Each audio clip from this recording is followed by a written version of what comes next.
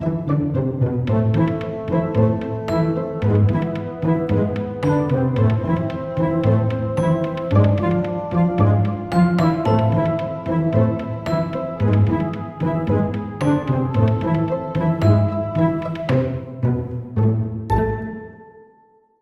talking a lot tonight about expectations, and at least three types of expectations. And if you kind of think about the slide before that slide, the iceberg slide, there you go. All of what we're talking about tonight is really kind of below the surface. Like the above the surface is, I'm angry. Sometimes I'm not even sure why I'm angry. I'm agitated, I'm not sure about that.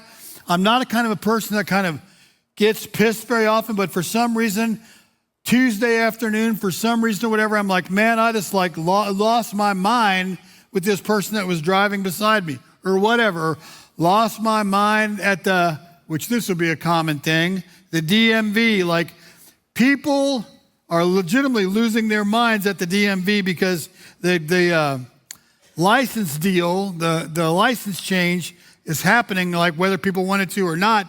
The state of Maine is saying, I love this, the state of Maine is saying that 41% of the state of Maine isn't doing the new ID, real ID. And so they go, 33% of the people they've pulled of that 40% or 41, they don't even know they're supposed to go there. They don't even have any idea they're supposed to get an ID. They don't even know what a real ID is. It's like, yeah, well, then that'll be a while. South Carolina, very proud of this. South Carolina, compliance rate now all the way up to 67%. Woohoo! It's like, what, 2 weeks away or whatever? And of the people polled, they're not sure why they have to get, this is typical South Carolina, why they have to get an ID in the first place, a new one. Theirs doesn't say it's expired. We hear that. And this is just a dumb idea to take more of my money. It's like, okay, well, good.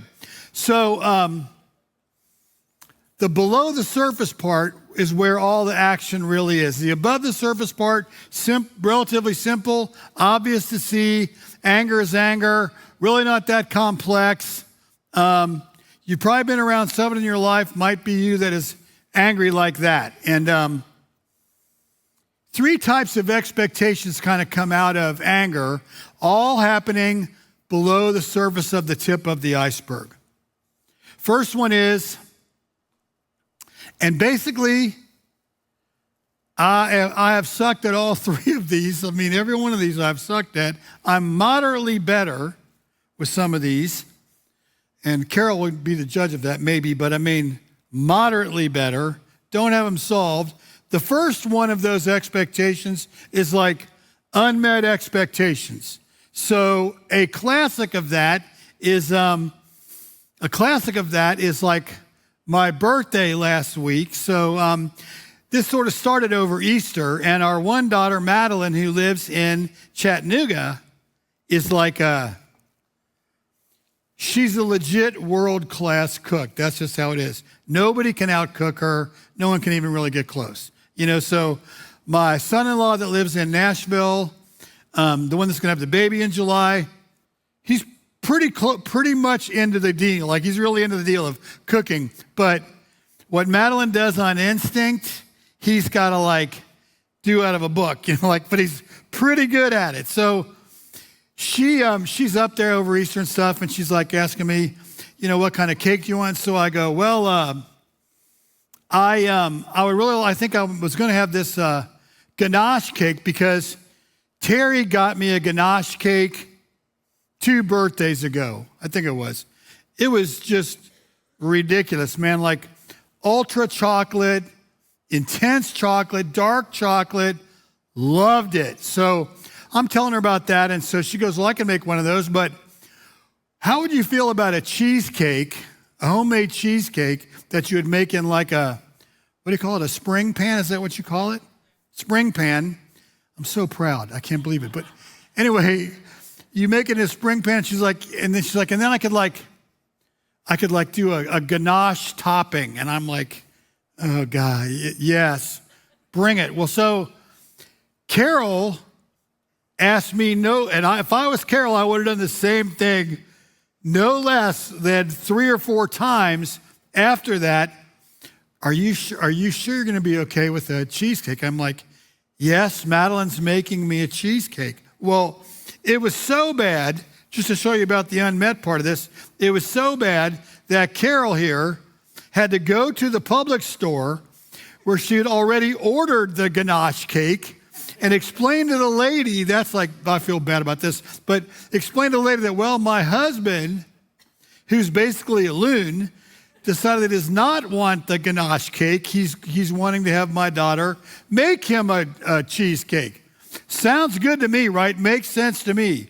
But man, all of that because of a history of unmet expectations. Why do I assume that somebody just ought to kind of know? Well, there's an answer for that. The answer for that is, the reason I assume that said person just ought to know is because I went through a long stretch of time where nobody was really aware, and I wasn't sharing that. Nobody was really aware of what I really wanted to do, what really got me excited, how I really would want to celebrate this or that event, because I didn't talk about it. I just lived with kind of like the minimal deal and like went on. Like that's kind of how I did it. And the unmet expectations in lots of cases like mine, they're unmet because I didn't tell you. Like I didn't say, hey, I would really like this ganache cake. And so like that's kind of part number one, like the unmet part. That's hard because people in your life and mine, they wouldn't necessarily know about that. It's kind of like the second part of this is like unspoken expectations.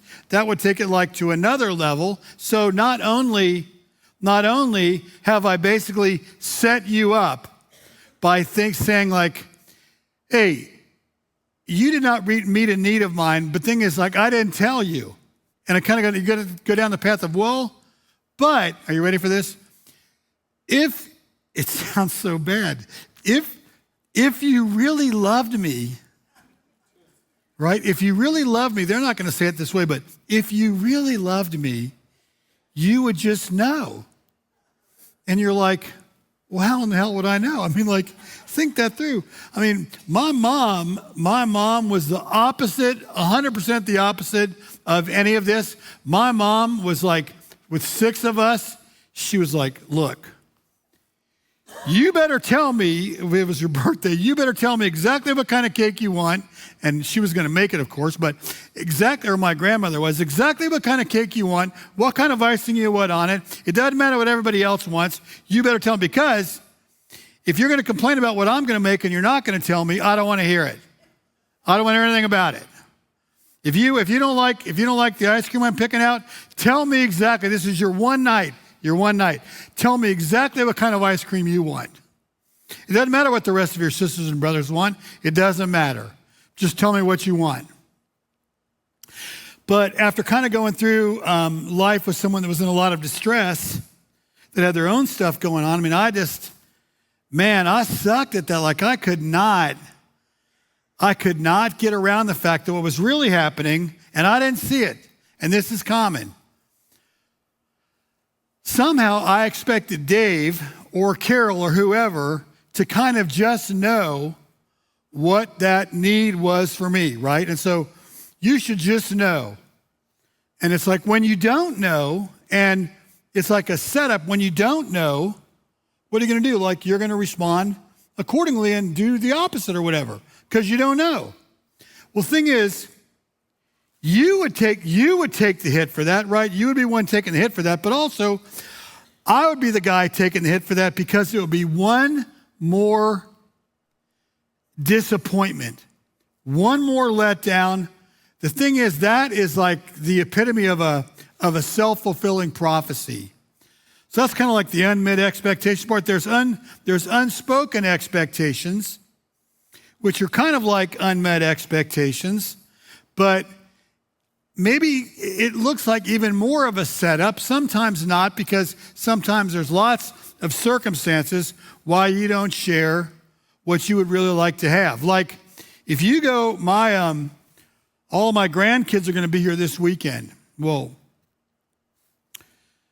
they are not the grandkids. This generation, they're not the grandkids that are going to go, you know what, Mommy, like whatever you make for dinner, I'll eat it. That's just out the window completely. That's shot. They're not going to do that. They're going to definitely voice their opinions in a mighty way, right? You're going to hear that. They are not, this generation of children is not short on opinions. Like, this isn't like the day where for us, my mom was going to make, I don't know, some kind of noodle stuff with meat. And so the thing is, she decided that was a reasonable meal, and probably corn, probably frozen corn. So she's going to serve that. And the thing is, by God, and I watched my sister do this, and my brother, my younger brother, if you don't eat that, it's going to get cold. No one's going to heat it up for you. And the thing is, my mom could outweight you. So like my sister on the reg would be sitting at the dinner table in front of all of us with the TV over here, like 15 feet away, not able to really watch the TV because my mom made her switch sides of the table and eat the opposite way, looking at a brick wall. And you were going to sit there until you decide that you're going to eat that, whatever it was. That's what was going to happen. She could outweight you. It didn't frustrate her in any way. She would go about her jobs. She would go about, we'd be the ones cleaning up the kitchen. She'd be like, well, clean up everybody's plate and just leave that one right there. And so then my sister would, about 10:30, she might eat that very cold, yuck noodle stuff. And so then to top it off, you would have to bring your plate in there if you're my sister and clean it then. All of that. It's like, man, you sound like, it makes my mom sound like some kind of a Nazi, but truly, that's how you have and raise and develop. And that's how you come to a place where you have 6 kids and you're good with that. Like she always said, she wanted a ton of kids. My dad would watch us kind of go on and kind of like come over and talk to us and kind of stay out of the way. And I remember one time kind of complaining to my dad, going, "Man, Dad, do you really think that's fair? Do you think that's what should be happening?" My dad would go, "Well, here's what I think. Number one, I think no one's dying tonight in this house from sitting at the table." He goes, "Number two,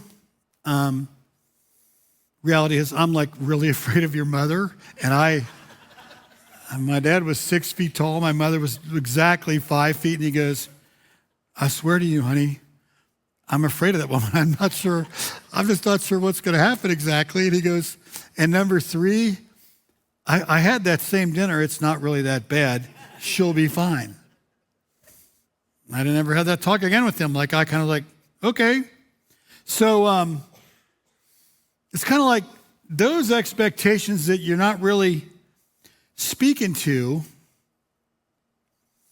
are tough, because you're going to be, in both cases of unmet expectations and unspoken expectations, you're going to be the one who is unbelievably disappointed. You're going to be the one who gets your feelings hurt, but the thing is, the rest of the group was never in on the party. They don't know. You don't think you deserve to really share that, but they don't know. They probably don't know. Odds are good.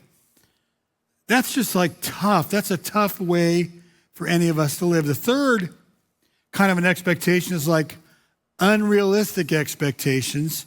I make up my mind that I think that at 16 years old or at 18 years old, I should be able to go on a senior trip.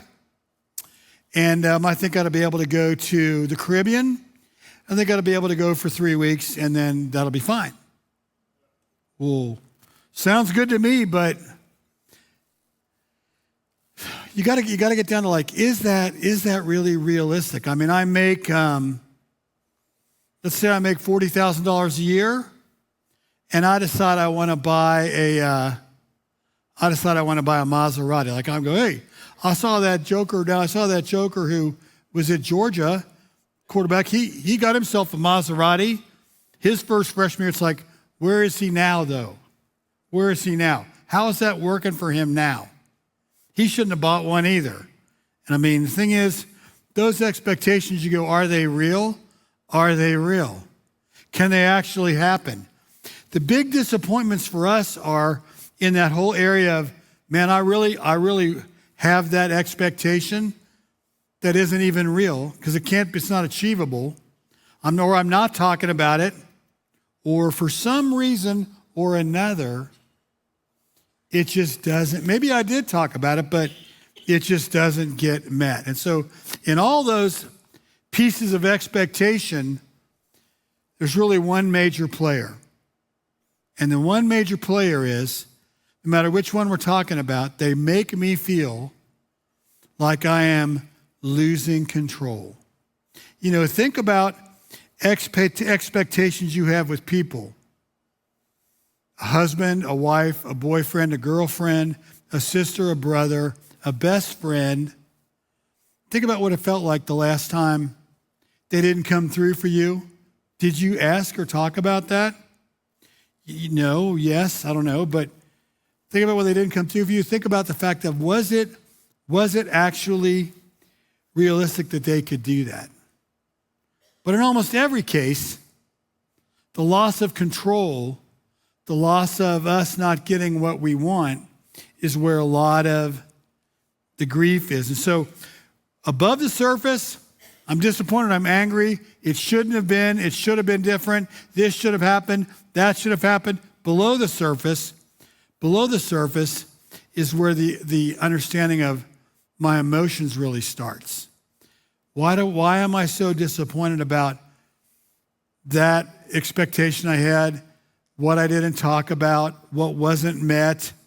Why am I so disappointed in that? When I look below the surface of the iceberg, like that's just going to take a significant amount of courage. It's like the first 4, 5, 6 weeks of therapy. Like rarely does someone that starts therapy go, God, I mean, that was just an exhilarating session. I couldn't believe how good it was. I love this therapist. They might say that for a few minutes or seconds, but then it's like a week later, what a witch Celie is, what a witch Vicky is, what a witch Ashley is. They're a terrible therapist. But why are they terrible? Because they got this thing, and it's like that light tapping kind of in your heart, in your head, that light tap, tap, tap, and you don't like that, and it's very irritating. The longer you go, kind of the harder it gets. And the more they learn about you, and the more disillusioned a lot of people become about therapy. Because why? Because it's talking about me. It's actually the honest truth. We've actually hit stuff like these expectations. A lot of them aren't coming from the people that I'm blaming on the reg. They're coming from yours truly. Who created those expectations? The unmet ones. Who created the stuff I'm not talking about? Who did all that? Well, a lot of it was me, but I mean, it just takes courage to kind of get in there, go below the surface, right? And do the hard work. Answer the hard questions. Why am I feeling the way I'm feeling? Why is this getting harder for me? Why am I so disappointed? Who am I disappointed in? Is there any part of me that might be creating some of that disappointment? Why is this really working this way? And so the other option is, in terms of dealing with stuff below the surface, is I actually go and I actually do get some help. Maybe I go to an open share group tonight. Maybe I do that. Maybe that's a big step. Maybe I go back next week. Maybe I kind of keep going and sort of listen to other people talk about what's happening in their life and getting honest. And maybe I kind of go, man, I might be able to do that. You know, The thing about it is the alternative is this. The alternative is basically learning how to suffer alone. Like, I was also very good at that. I was very good at toughing it out, coming to terms with the fact that I could pretty much convince you that everything was okay while I was really like that close to drowning because everything was not okay. It wasn't even close to okay, but if I was asked, so how you doing? I'm fine. I'm fine. Going it alone really only extends the bitterness. That's what's going to happen. Only extends the feelings of failure. Only extends the aloneness. Only extends the loneliness. Only extends what it feels like to be afraid. Only extends it. There's level 1 of anger. And level 1 of anger is just the way it feels, like that top surface of the iceberg. I'm really angry. I'm really pissed. I was treated unfairly. Those base level feelings. And so like the level 2 of anger is where it all really happens. So the unmet expectations show up. Unmet needs show up. And maybe the most important, insecurities show up. Because the level 2 below the iceberg kind of goes, if I feel rejected by you, it's like, there must be something defective about me. There must be something defective. There must be something wrong because you don't want me. You're not responding to me. You don't care about me. You don't love me. Something must be wrong with me. Must be. Has to be. Can't be you. Has got to be me. Unmet expectations, unmet needs, and insecurity. The problem with having expectations is that you assume that people just know and accept your rules. When they violate your shoulds, expectations, their behavior seems like a deliberate break with what is correct, what's intelligent, love that, what's reasonable, or even what's moral. The problem is that other people just don't see reality as you do. Their perception of a situation is colored by their own needs, feelings, and history. So, the first problem with shoulds or expectations is that the people with whom you feel angry rarely agree with you. They rarely agree with you. Man, that's just hard to hear, but man, it's just good stuff. That's Chip Ingram, Emotions That Destroy. That's stuff we're going to be talking about starting next week. So I think one of the hardest questions to ask in this room for any of us is, am I willing to say, no matter what it takes, no matter how hard it is, no matter what I have to go through, no matter what I need to share, no matter how open I've got to get, like, am I willing to get to the actual bottom, not the top, not the show pony, but to the bottom of the iceberg? People get sober emotionally when they get to the bottom of the iceberg. People get sober physically and emotionally when they get to the bottom of the iceberg. People get sober in all of those ways when they decide they're going to go and get to the bottom of the iceberg. And you got to get down there and spend some time. You got to be, I think you kind of got to go with some kind of a guide. I would not recommend diving down there by yourself. Sometimes you need a guide for no other reason than to go, you know what? You're taking on too much water here in your lungs. It's time we go to the surface for a while. Like to protect you from you. There's no other reason than to do some work with someone who's a therapist or at least a really, really good sponsor, is they can kind of, in a lot of ways, protect you, protect you from wanting to go too fast, do too much, too quick, and never give yourself any kind of serious opportunity for a healthy break. So there are kind of 4 steps in this book that Chip Ingham would recommend taking to kind of get to a place where you begin to understand what's going on below the iceberg, below the surface. Number 1, just acknowledge, just talk about why you're so angry. Don't deny it. Don't stuff it. Admit it. Accept it. And acknowledge it. Admit it. Accept it. And acknowledge it. Part B is backtrack to the primary emotion. Why am I so angry right now? What is it that I'm really feeling? And the below the surface question, what is the root? What is the root reason for my anger?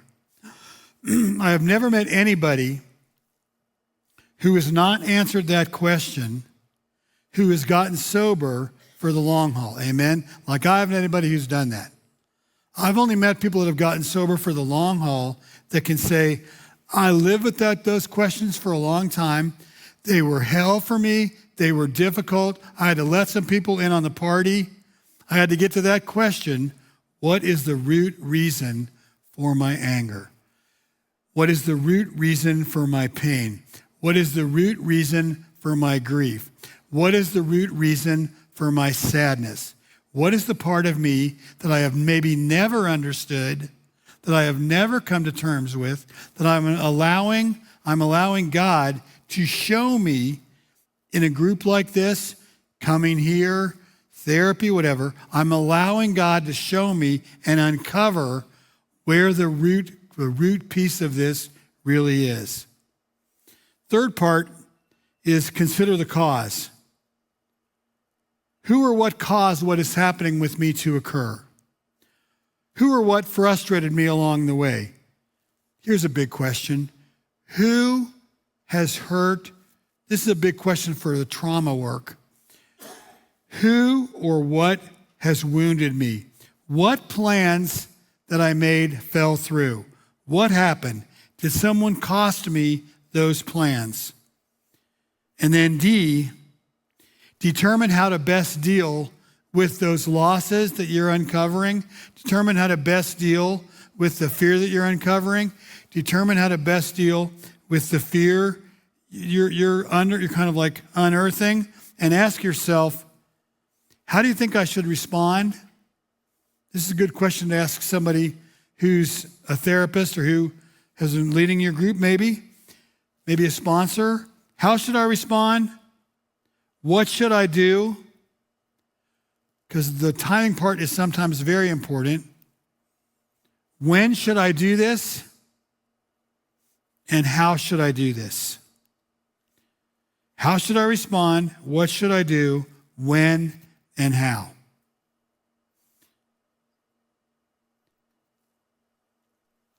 Another piece of this that kind of comes up is, that I think sometimes scares a lot of us is, how do I handle myself if I am physically or emotionally sober and some other person in my life is really, really angry? Really angry. It's one of the hardest things to do in recovery. Number one, I got to realize this. Like, Jesus has this, but I do not have the power to change this. That's number one. Number two, do I think that this person is ready for some of these ABC questions we just went through? Number three, do I actually have a part in this of what is happening in their life? And number four, is my heart and is the heart of the other actually open to change? Scripture says it like this: be strong, take courage, don't be intimidated. Don't give them, your antagonist, a second thought, because God, your God, is striding ahead of you. He's right there with you. He won't let you down. He won't leave you. Deuteronomy 3:6. Don't give the enemy a piece of your heart that doesn't belong to him. And none of it belongs to him. Not tonight, not tomorrow night, or not any other night. Sweet Jesus, I thank you for what you had to share tonight, the way that you love us, the way that you grow us, sometimes the way that you challenge us. Set us free from ourselves so we can be like completely available to you. In your sweet name, amen.